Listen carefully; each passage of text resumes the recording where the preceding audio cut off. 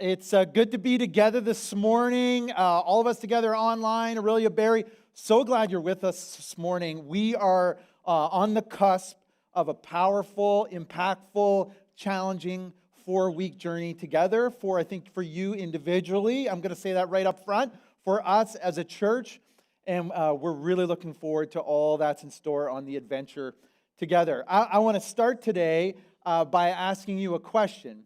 Have you ever lost something or someone important to you? You know, maybe you lost your AirPods, maybe you lost your phone, maybe you lost one of your kids at Disney World or the grocery store or on purpose or however. You know, maybe you lost the remote 3 days ago and you're still looking for it. Have you ever lost something or someone important to you? Years ago, I worked at summer camp, and one of the first things they train you in at summer camp is how to search for a camper or a counselor who's lost, who's missing. And what they would do is they would teach you a whole drill a whole kind of formation that you would do. So let's say a camper was missing. The first thing that would happen is one of these would sound. Anybody ever heard one of these? Okay, you can block your ears if you want to. All right, here we go. 1, 2, 3. Right? And when you heard that air horn go off, you knew someone had gone missing. You would drop whatever you were doing. Everybody had to run directly to the waterfront.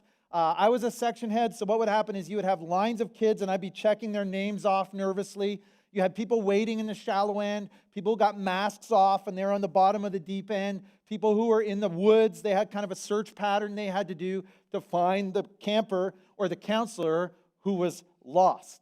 And you would do everything that you had to as fast as you could to find them. And every Monday, what would happen was I would hear that air horn, and you know what? I knew it was a drill. Every Monday was a drill. And so, you know, you kind of run at the 3/4 speed, you know? You might not run full speed. But there were a couple of times in my history at camp where the horn went off on a Thursday or a Friday. And you knew then that that wasn't a drill. And what you would do is you would run as fast as you could. I mean, your heart, even when I hear that horn, I feel my heart beating, right? You would run as quickly as you could. You would drop everything, and you would be so nervous, and you would be looking and doing and searching however you could to find this person. And I'm happy to say, in all my years at camp, we found anybody who ended up being lost. Now, here's the thing. We didn't do the search and rescue, let's call it a search and rescue formation. We didn't do the formation when we lost a Frisbee, right? We didn't blow the air horn when a Frisbee went missing. We didn't blow the air horn when a baseball bat went missing. We didn't blow the air horn when somebody couldn't find their bathing suit for the 100th time. We blew the air horn when someone was missing, when a camper was missing, when a counselor was missing, and because they were what was valuable. You know, how hard you search for something really demonstrates how much you value it.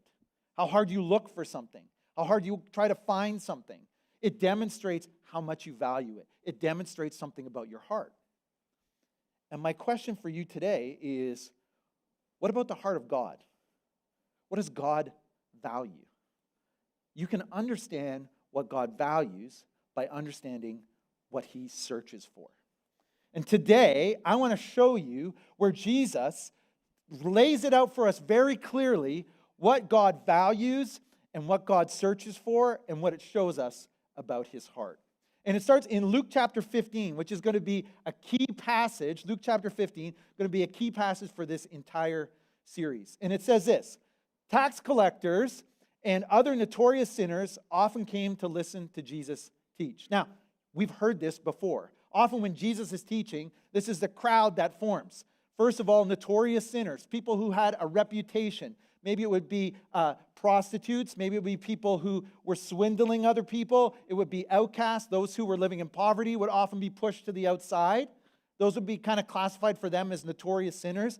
And tax collectors, you know, everybody here has kind of their own emotional reaction to tax collectors, you know, CRA, that kind of thing. But this is different.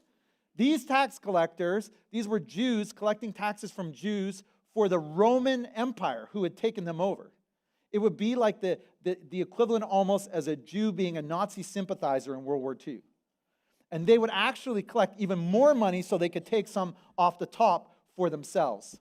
I mean, these were people didn't even want to go near. I mean, these were traitors. And of course, you had notorious sinners, tax collectors, and who did you also have listening to Jesus?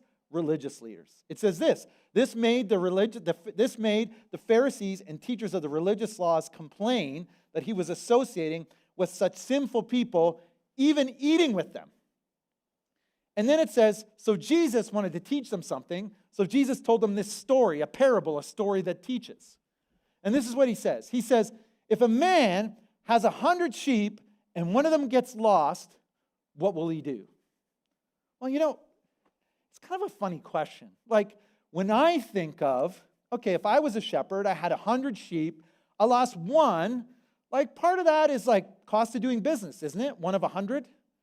Like maybe I'll go look out around the barn, but I'm probably not going to look any further than that. I mean, it's just one sheep. And if you think that way, that's exactly what people who are listening would have thought. Just one sheep. I mean, what would he do? And Jesus says this. He says, won't he leave the 99 others in the wilderness and go to search for the one that is lost until he finds it? Won't he just go out there and find it? Whether there's a storm, whether he's got to climb cliffs, whether he's got to walk miles, whether he's got to go through the forest. I mean, this guy is going to search and search and search until he finds that sheep. And people are thinking, he would? Like, who is this shepherd? And then it says this, and when he had found it, he will joyfully carry it home on his shoulders. I mean, you picture this shepherd, he's got ripped clothes, he's dirty, he's wet, he's got the sheep on his shoulders, and he's not like, oh, this sheep just drives me crazy. Right? He's joyful about it. I'm so excited that I found my sheep. And then he says, when he arrives, he will call together his friends and neighbors. This guy is crazy about sheep. This one sheep, he's getting everybody over for a party. He's like, yeah, I'm breaking out the fruit trays and I'm breaking out the bruschetta. I mean, this is going to be exciting. I found my sheep. And he's going to say, rejoice with me. Rejoice with me because I have found my lost sheep. I found it. Now, at this point, people are sort of realizing, oh, I don't think he's talking about sheep anymore. I think he's talking about notorious sinners. I think he's talking about tax collectors. I think he's talking about us when God finds us. And then he says this, in the same way, there's more joy in heaven over one more Bible study. Is that what he says? You know what? There's more joy in heaven over every time I hear that worship song, it just hits me the right way. And I'm like, oh, I love this song. That's what heaven rejoices when he sees that. That's not what he says. Does it say, oh, when Jeff preaches an amazing sermon, that's when heaven rejoices? I wish. That's not what it says. What does it say? What does it say that heaven throws a party over? It says, in the same way, there is more joy in heaven over one lost sinner who repents and returns to God than over 99 others who are righteous and haven't strayed away. Do you want to know what God values most? Jesus is saying, look at what he searches for. Jesus is saying, God is out there every day searching for people who haven't yet found him. Looking for people who don't yet know him. Wanting to have a relationship with people who haven't yet discovered him. And he's searching, and he's searching, and he's searching. And that when he finds one, when one person finds God, he says that's what he celebrates. That's what he's excited about. That's what makes heaven rejoice. Not that I completed my 20th Bible study. Not that I showed up for church for the 20th time. Not that I hung out with my Christian friends and we all had coffee together and had a good time. Heaven's not rejoicing over any of those things. Heaven is rejoicing when someone finds Jesus. And if you are here today, and maybe that's why you've come because you're like, man, I'm looking for something. I'm looking for that thing that would make me whole. I'm looking for freedom from my addiction. I'm looking for something besides the anxiety struggles that I have day after day after day. I'm looking for hope. I'm looking for hope for my marriage, hope for my kids. I'm trying to figure out what I believe faith-wise. If that's you, and that's why you ended up here today, I want you to hear this, man. God is searching for you. It's not just you searching for him. And that's why we started this church. Almost 17 years ago, when we started Connexus to search for and celebrate people being found by Jesus. That's why we started this church. We didn't say, hey, you know what? We need to start a really great church for ourselves. We didn't say that.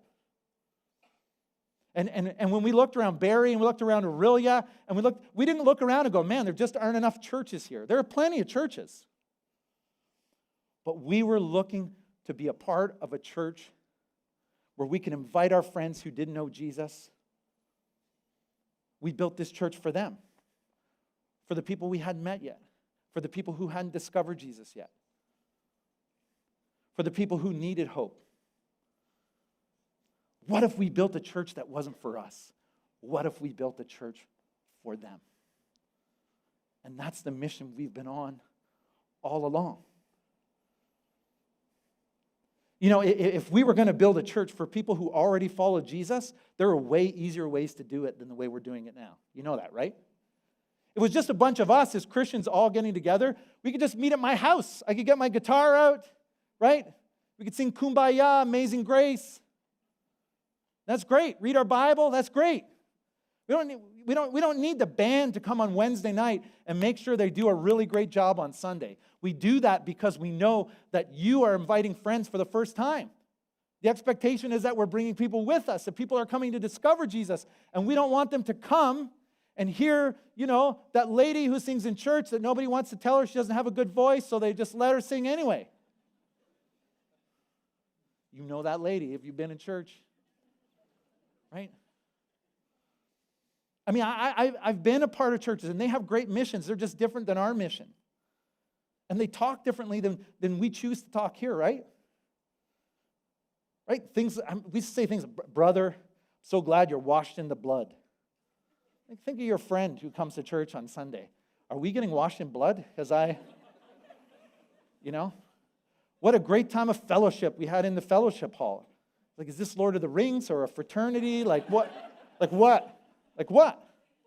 Right? I mean, we got people out in the parking lot when you came today. They're waving. They're cheering. If this is just a church for people who already follow Jesus, you could park yourself. We built this church for them. We built this church for people who don't know Jesus. I probably am the pastor in Simcoe County who invites the most people to maybe try a different church than ours. Great people. But they come here and they say, man, I just love this church. And I say, what do you love about it? And they say, I love the music. I'm like, great. I'm like, I just want you to know that the goal of our church, the mission of our church, is to create a place, the easiest place for you to invite your friends. Would you be excited about inviting your friends here? Because if you are, this is the right place for you. But if you're just looking for a church for great music, for people who are already Christians, there are other great churches in town that already do that. I said, well, we're here because we just love the teaching. And I said, well, thank you, first of all. And I said, but I'm not just speaking to you. I'm speaking with the anticipation that you've got a friend alongside you, that there are people in the room on the journey of discovering Jesus, bringing their questions. We want you to know that you can belong even if you aren't sure that you believe. We're not trying to create a holy huddle here. We built this church for them. Let me show it to you a different way. Right now, by our estimation, there are 450,000 people in Simcoe County who aren't currently in church this morning. Most of them don't know Jesus. They haven't discovered the hope of Jesus. Many of them are struggling. Some of them are not struggling and just haven't realized what they're missing. That's 96%. We built this church for the 96%. For them.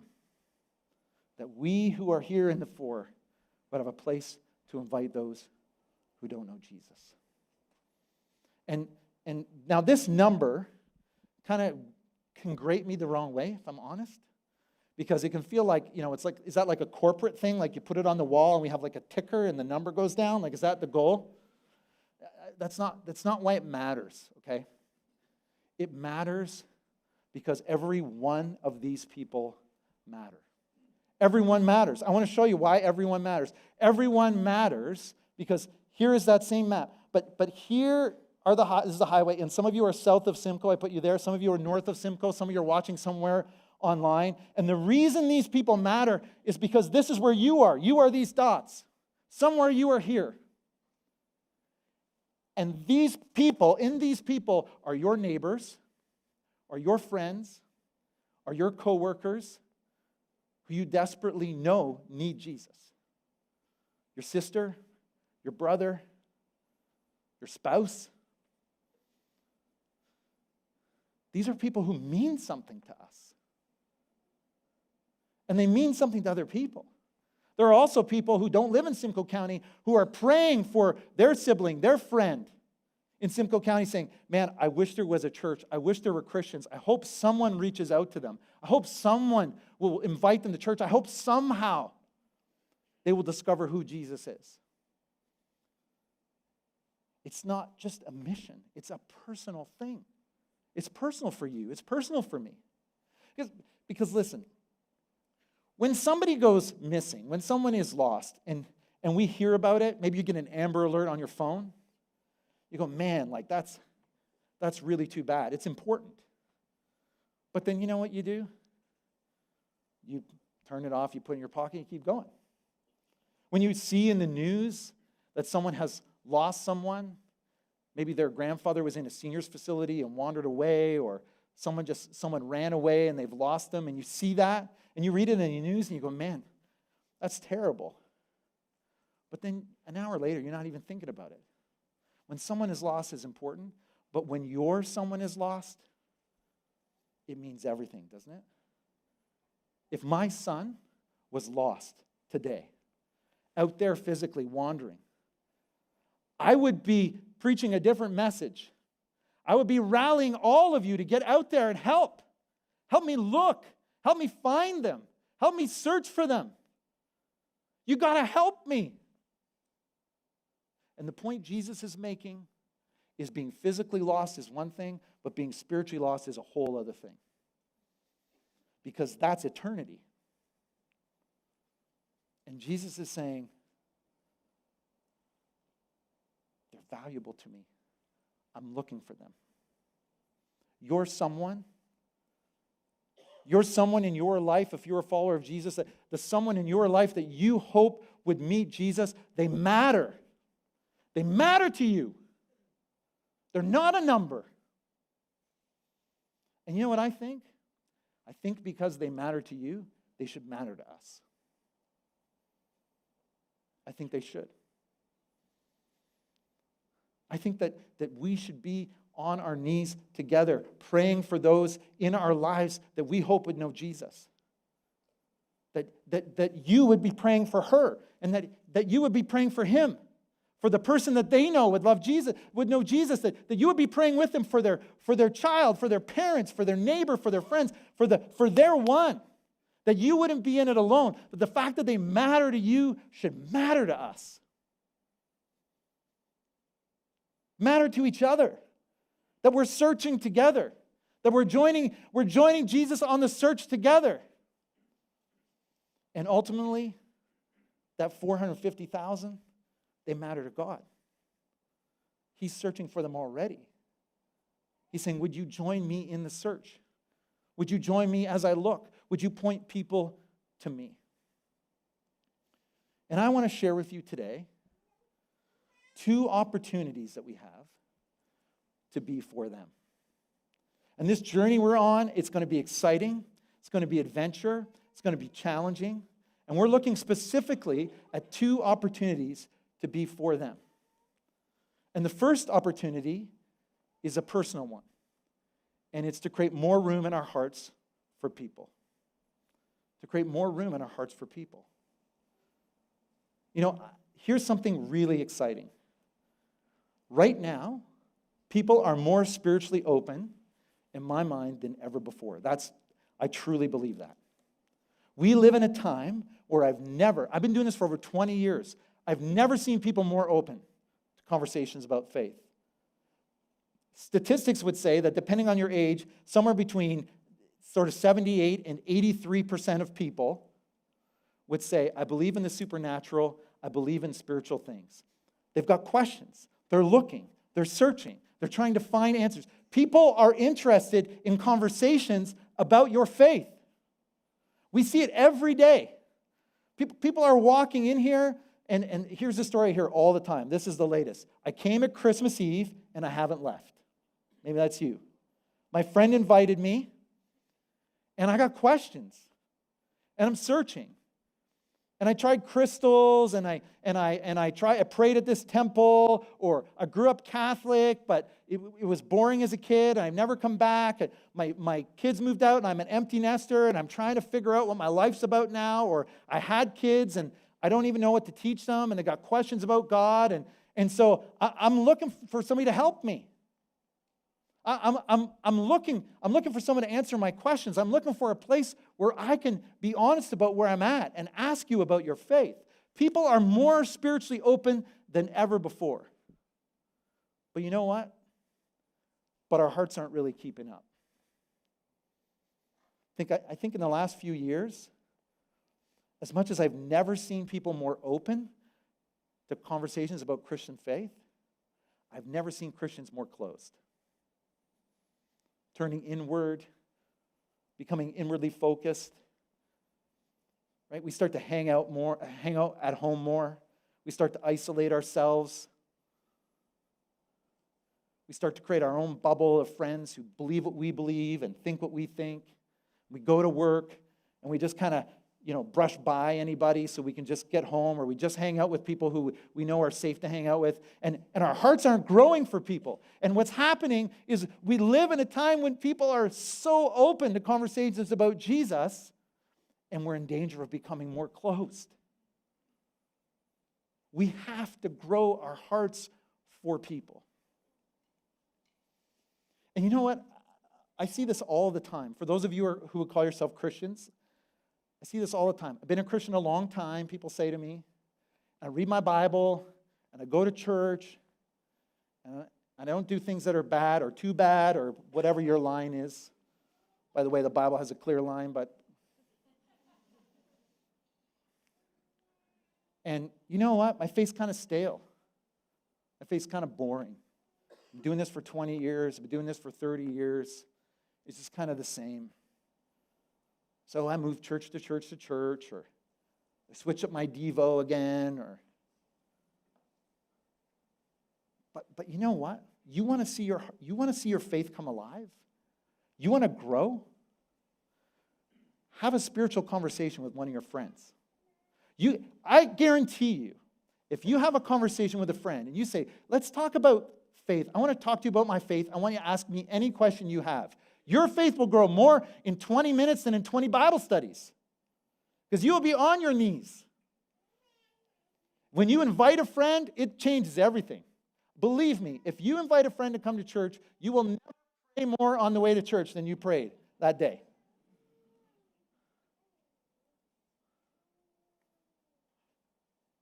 And here's the thing.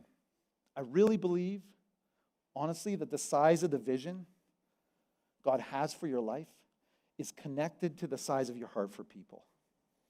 And the reason you have no spiritual vision for your life, and the reason you're missing out on it, is because you are not spending time searching for the people that Jesus is searching for, loving the people that Jesus loves and is drawing to himself. You're missing out on the whole heart of the thing.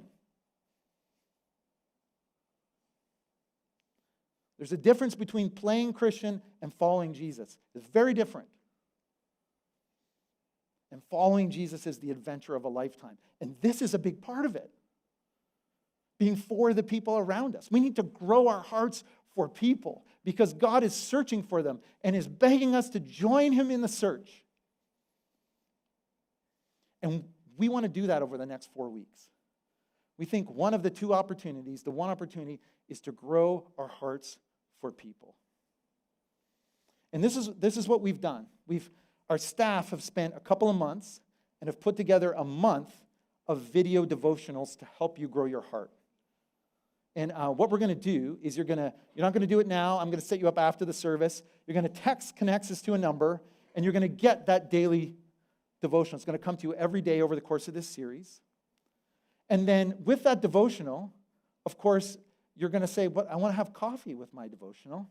So we're going to give you a mug to have with the devotional, right? So what's going to happen is once you text and you kind of get the devotional, you're going to show them. They're going to give you a mug. And then what we're going to do is we also have a puzzle piece for each week where I'm going to be talking every week as to what it means to be for people and how you can be for people and how you can share your faith if people don't know Jesus and what does that mean. And if you come all 4 weeks, you put the puzzle piece together, it makes a coaster for your mug. How about that? And if you miss a week, you're going to have a tipsy mug. I can't help you there. We need to make more room in our hearts for people. This matters. This matters. The second opportunity is we need to create more room in our church for people. You're seeing that right now today. We've been shoehorning people in here today. The truth is that people are more spiritually open than ever before, but our facilities aren't really keeping up either. We've been doing all we can. In Aurelia, they meet in a movie theater or Aurelia location. It's a portable location. The challenges there on that facility space have been numerous over the last 2 years. One of them is we have to be out at noon, so if you invite your friend, they don't get to meet anybody. It would be like us finishing the service and me basically telling you, leave. There's no chance to connect because we have to be out of that facility. The student ministry is meeting in someone's house that I think is still standing. And in addition to that, Alpha's been meeting in a cafe, but they're doing prayer ministry on the sidewalk after Alpha because they don't have space. Our facilities in Aurelia aren't keeping up. Let me just give you kind of a picture of why even here we're feeling a lot of space pressure. This is why. We've seen 2,200 new guests in 2023 alone, not including Christmas Eve. 50 to 60%, that's a pretty conservative number, indicate that they weren't previously attending church, which is amazing. But we had 3,000 people on Christmas Eve, and the new guests that came that night aren't even included in this number. And then Easter, between Good Friday and Easter, we saw another 3,000 people. In fact, on Easter Sunday, we had 2 of the services in overflow, and one of the overflows we almost had to move to a second the overflow for overflow. It was overflowing. And we've seen 551 people experience Alpha since we launched it. Here's a picture, rooms are looking a lot more like this. And the problem with that is that when you invite your friend, they can't find a place to sit. I just saw it during this service. Somebody had to kind of move over and leave so someone else could get a seat. I don't want you to invite your friends and say, man, it's really great you're here. You can sit here, your spouse will sit there, and your kid will sit over there. That's not going to work. And so we need to create more room for people. And I'm excited to announce today some of the ways that we are going to be creating more room for people to discover Jesus. The first is one some of you are familiar with. We're going to be opening a permanent facility in downtown Aurelia.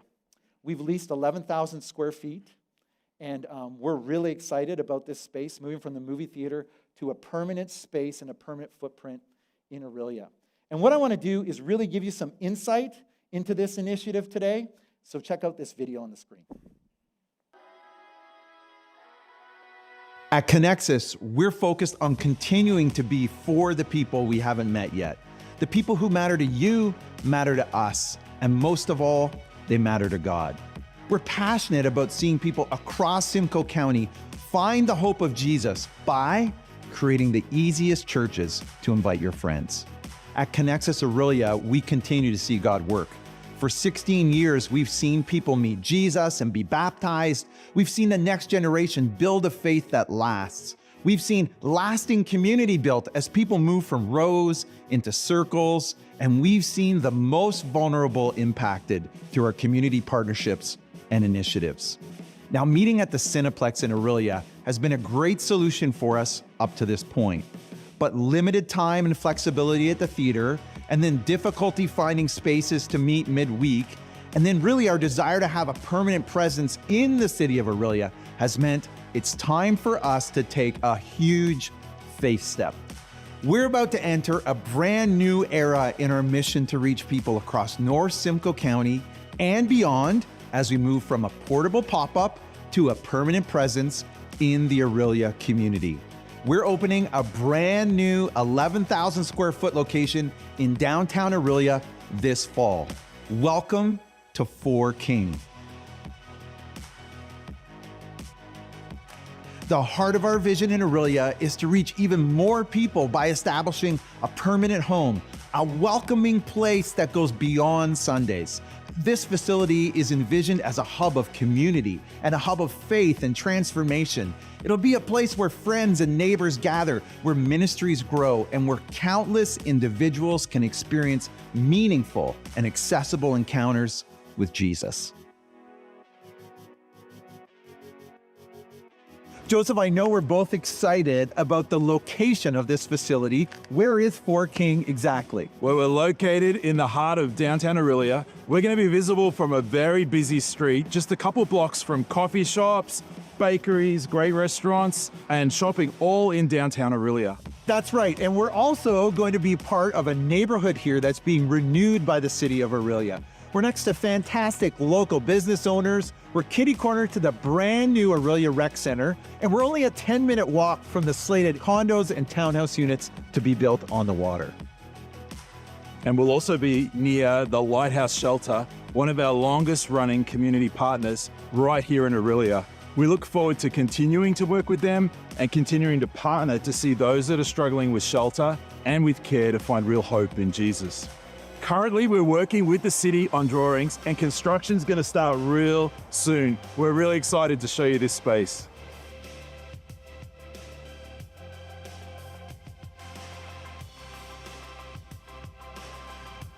After being greeted by the parking team in the available Connexus and municipal lots, consisting of about 300 parking spots, it's going to be a parking lot party with that team.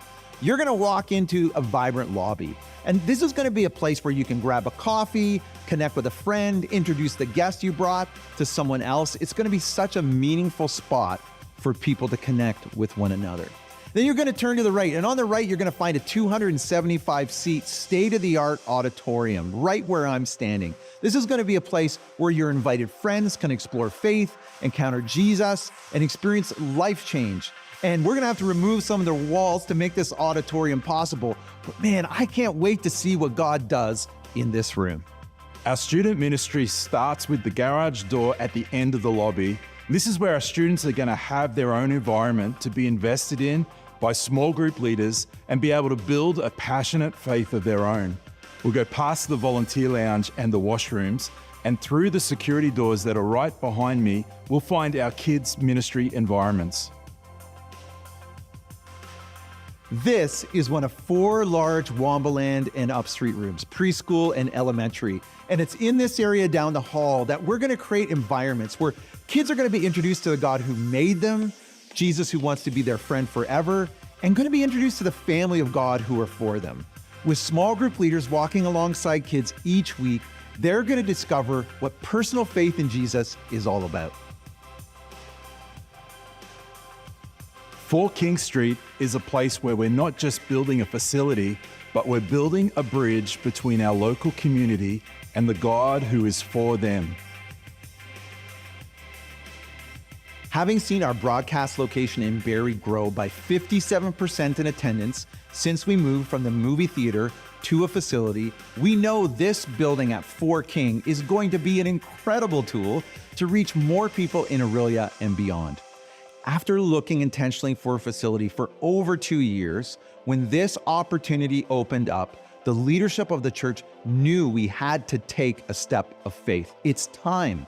And while we had the finances to sign the lease and kind of begin some of the initial work, we know it's going to take our entire church to financially turn the vision of this facility into a reality.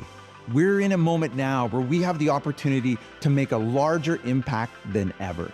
It's an opportunity to reach people who desperately need to know Jesus.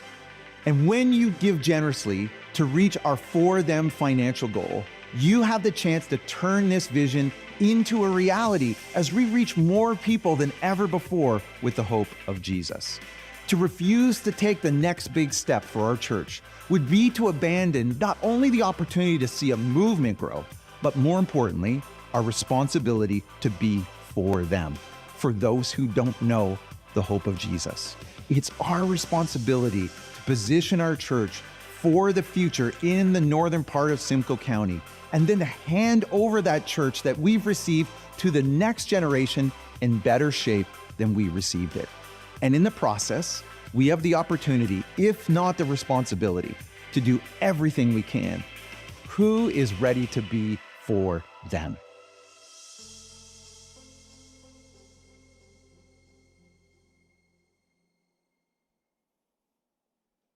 Yeah, you can clap.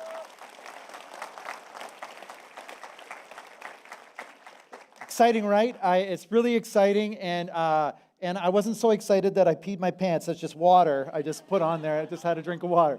But one of the things is, we filmed that video a number of weeks ago, but what's been really fun to see is the quick progress that we've made.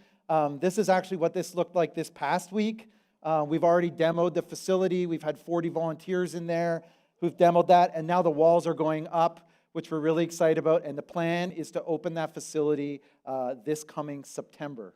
And so we're thrilled to be able to create that space for them.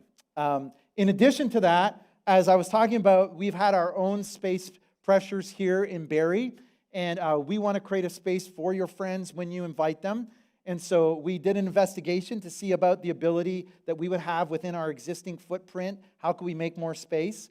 We can't make this auditorium any bigger, and so we talked to a number of churches who've done an innovative solution that we think is going to be really helpful to us. We're actually going to open a second worship auditorium in Barrie for growth. Next door to the room that we're standing in right now is a student space. We're going to be taking down a bunch of walls there and building an additional auditorium that will seat 200 people, and it will have a live host, live music, and be very similar to our Aurelia experience. It's also going to provide space for us midweek because Alpha's outgrown their space. Our student ministry on Tuesday nights has tripled in size since pre-COVID. It needs additional space, and so that's going to create that space over there. And then some of you have kids in middle school and transit are thinking, okay, if you open that space, then there's currently middle schoolers in there right now. Where are they going to go? And we currently lease 1,800 square feet on the other side of the building for not the building, but the other sides of our units for storage. And what we want to do is take that 1,800 square feet and open a brand new next-gen student space. We're really excited about opening that up and creating, it'll have AVL, audio-video lighting, staging, a lot more space for kids to spread out and have fun together, access to the outdoors so that if they want to go to the parking lot, they can do that. And it's going to be a brand new space for them. And we think with those two things, the second auditorium and this brand new next-gen space, it's going to create the space we need to take us into the future and make sure we have space for them, for your friends, for your family, for those you're inviting. Exciting, right? Yeah, we're looking forward to that. And there are 4 initiatives. The last one is a little bit different. I don't know about you, but unfortunately, when I look at churches around us and across our country, unfortunately, I don't know if you see this, but many of them are not experiencing growth like we are. Many of them are in decline. And quite frankly, I'm tired of seeing churches turned into restaurants and antique shops and microbreweries. And these churches, once that you see closed, were hubs of faith in a community where people truly met Jesus. and there'll never be that again. And I think that we have a role to reverse the decline of the church across our country and across our county. And you might not be aware of this, but we actually have a network of churches, that the Connexus network that we invest in to help them reach people. We've had 12 churches over since 2018 in our network. Those 12 churches have become 19 locations, if you can believe that, ministering to thousands of people. We've been so thrilled with it, and we really feel that it's time to grow it. It can't be something that Jeff does with 5% of his time with a couple of staff on the side, but it needs to be something that we really grow. We think we have a role in this. I think in addition to that, we've begun to talk to churches across Simcoe County and even Central Ontario about what it would mean to get in their corner to help them reach people. We've been talking to churches about rebirths, mergers, opportunities to partner to blow some wind in their sails and help them reach people wherever they're located. And as we've done that, we've seen more and more and more conversations happen. And so we've realized that this all is going to need some leadership. And so we want to multiply our influence with a church multiplication director, someone who full-time, this is their role, supporting the network, partnering with churches locally, and seeing more people reached. And we really believe that it's time for this, and we're excited about the impact that that's going to have. And it's really about making room. I mean, really what I'm saying today is together, let's make more room for them. Let's make more room for people who don't know Jesus. Let's make more room for our friends, for our family. Let's make more room for the people who are seeking and searching. In a time when people are more open than ever before, let's make room for them. Let's join Jesus in the search for those who are lost. Now, when you think of investment, there's a financial investment, something like this, that's part of the conversation in this 4 weeks. I mean, when it comes to some people who are lost, when it comes to someone who is lost, I think financially, what would I do for someone who's lost? If you told me there is a number that could help me find my son if he was lost, to me, I would do everything I can financially to do it. And as we look at financially what we think this is going to cost to do all 4 of these initiatives, part of me comes with that heart. What would it mean to reach the people in my life who don't know Jesus and the lives of others? And Jesus, we know, gave up everything so that we could know him, so that we could meet him, so that he met us when we were lost. And as a church, we've kind of done all the math on this as a church. And in order to do all 4 initiatives, the total cost is $2.95 million. And we're looking to raise that over and above our regular giving between now and the end of 2025. So over the course of a year and a half. And we've looked at this number. We really believe that if everyone participates at the level you're able to, we can do this. We can move this forward. We can see more people reached. And what I'm asking for you to do is just to begin to pray about it. I'm not asking anybody to give anything today, to do anything today financially. But on Sunday, May the 5th, which is 4 weeks from now, we're going to be asking everybody to indicate what they could do financially. We're asking you what you could do financially over and above your regular giving between now and the end of 2025 to help make this happen. And I know that for some of you, you're seasoned givers. You know what generosity is about. And so you're going to be able to wrestle this through really quickly for you. You're going to say, man, I'm going to pray about this. This is part of what I do. For some of you, and making an investment financially in something like this is something new for you. And this is going to be your first time to jump in. And I just want to let you know, as we all rally together, it's going to make a huge difference. And to be totally frank with you, I'm not that worried about the financial number. And you know why? Because I know that as we pray and as we grow our hearts for people and as we come before God in faith to join him in what he searches for and what he celebrates, the rest is going to take care of itself. An open heart, at the end of the day, an open heart is a generous heart. And when we choose to be for them, our heart is going to grow in generosity. We've been having conversations with a few people who've been on their own journey of generosity, and some of them said, man, you got to share this as a part of For Them. People, like, we got to share what God's done in our life. And so one couple has agreed to share their story with you today, and that's Sam and Fola, and I want to share their story with you. Check out the screen. I'm Sam, and this is my wife, Fola. And we have 3 kids, Joshua, Esther, and JC. And we've been attending Connexus Church for about a year, and it's been great. We were happy at our previous church, but our children were invited to Connexus Church Youth Program, and they loved it. They loved the activities, they loved the connection with the youth pastor and also with their friends there, and they felt at home there. Oftentimes I would drop them and pick them up and ask, what did you talk about? And they were talking about things that were very relevant to the struggles that teenagers are facing today. And in very relevant terms, they were explaining those concepts to them, and they made lots of friends. And so they started wanting to go on Sunday as well. And so we then had to, as a family, pray to decide, what we would do. And when we prayed, we felt the Lord was saying, it's time for you all to go there as a family. And so that's when we made the move to Connexus. And we're very happy we did.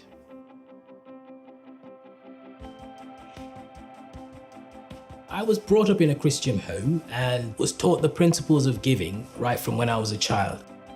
For 15 to 16 years, I was reluctant to give.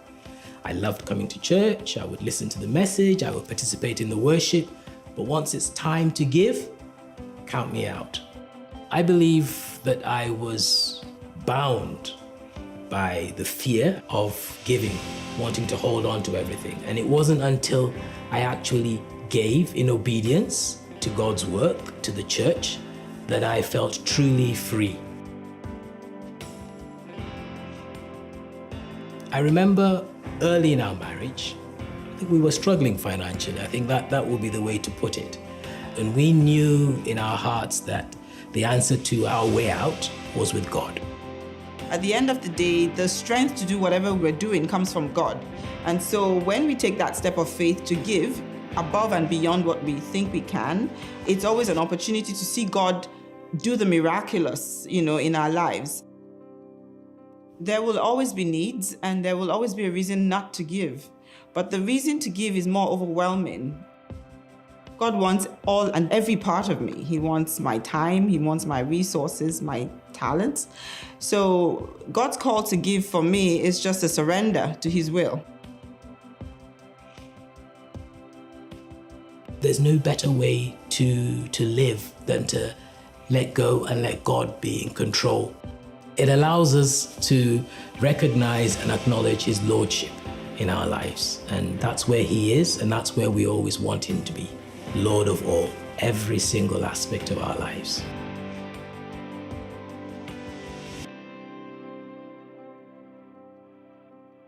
We're really excited about the heart that Connexus Church has for the community and the effort and the lengths that they're going to make this the church that's so easy to invite anyone to. Families are being blessed, how our family was blessed with the youth ministry, the kids ministry, and the association with the food bank.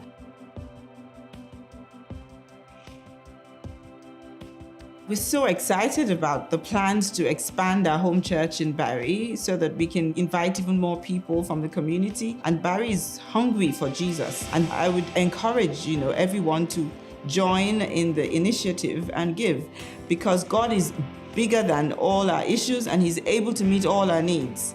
But He wants us to step out in faith.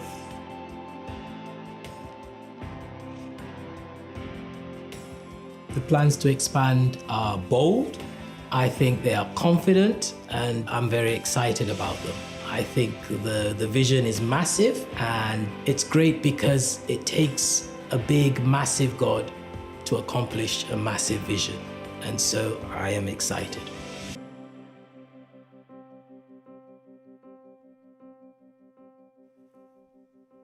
Great, right? Yeah, so you can clap. That's great. I don't know if they're here, but thank you, Sam and Fola.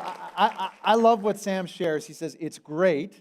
It's great. I don't know if you caught that. It's great because it takes a big, massive God to accomplish a massive vision. And that's what I'm excited about. I'm excited to see God move. I'm excited to see God work. I'm excited to see Him grow your heart. I'm excited to see Him grow our hearts. I'm excited to see more people reached with the hope of Jesus. there's a few things that I want to kind of put in front of you today so that you are set up well for the next number of weeks. The first of all I want you to make sure you get these dates on your calendar. The next 3 Sundays, we're going to be talking more about this. You're going to see more about the initiatives. I'm going to be talking about what it means to be for the people around you. And actually then next Sunday night is a night of worship at 6 o'clock right here. Everyone's invited to that. An opportunity for us to continue to make room in our hearts. It's going to be, I think, a really powerful night. And the following Sunday, we're going to have a night of prayer in Aurelia and Barrie and online. So I want to make sure you have those dates on your calendar. Second of all, I want you to get the devotional tools. We're going to give you an opportunity after I share today to get that video devotional, to get your mug, and to get your puzzle piece, and to get all that organized so that you have the tools that you need. And then you heard a lot as far as these initiatives go, and you might be going, I got a lot of questions. I'm trying to figure all this out. And we actually have put together this magazine that you're going to get today. So you need to get the deets in the magazine, because I had to start with D. I didn't have another. So I guess I could have said details. But yeah, get the deets in the magazine so that you have everything that you need. But this week, this is my ask of you this week. I'm asking you to pray. And I'm asking you to pray something very bold and very courageous. Pray that God would grow your heart for people who don't know him. Because if you want to participate in what he celebrates and what he values, he's clear about what that is. And there's such an opportunity here for you to grow. I love how the Message paraphrase puts it. It says this about Luke 15, count on. It says, you want to count on something? Count on this. There's more joy in heaven over one sinner's rescued life than over 99 good people in need of no rescue. There are 450,000 people in our community who need the hope of Jesus. And to keep what we found a secret and not to share it. I mean, come on, right? I mean, if you could hear anything from me today, if I could kind of, I'm not going to honk this, but if I could just put this in a simple phrase for you today, this is not a drill. Your life is not a drill. It's not a practice session. You don't get a practice life. You just get one. And the people around you only get one too. And to take your faith and hide it in your pocket and not participate to the mission that God has called us to is to miss out on what it really means to be a follower of Jesus. Because at the end of the day, the only thing that's going to matter to you in eternity is who's there with you to celebrate. The rest isn't going to matter. To me, we've got to grow our hearts for people because God values them so much, and they matter to him, and they matter to you, and ultimately, the people of Simcoe County should matter to us, not just with our words, but with our lives.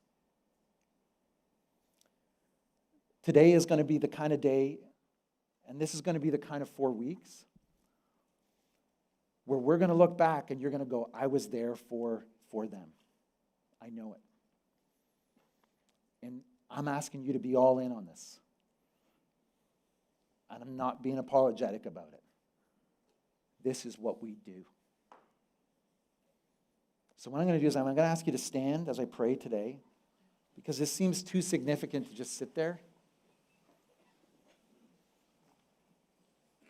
Let me just take a minute to pray.